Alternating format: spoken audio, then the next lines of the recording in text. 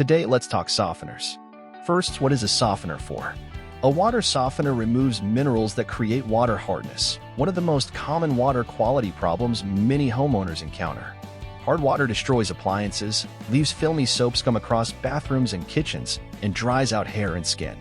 With over 85% of North America relying on hard water for their cooking, cleaning, and bathing, water softeners serve a vital purpose.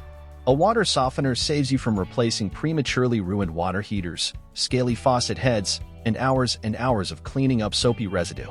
Investing in a water softener saves you time, energy, and money, and protects your home and your property.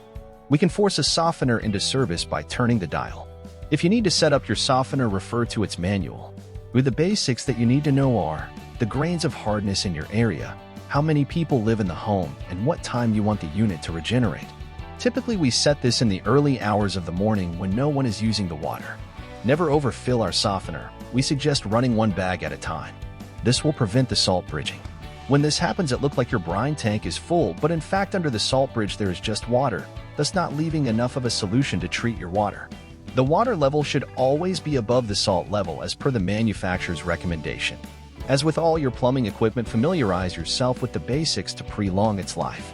A resin cleaner should be added to the brine tank each time you add salt. This cleans the resin balls that assist in the softening process.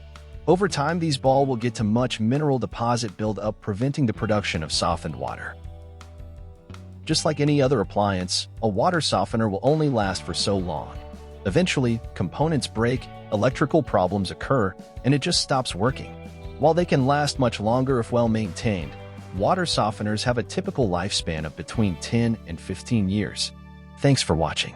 Please like and subscribe if you're enjoying our channel. Check out our other how-to videos for HVAC tips.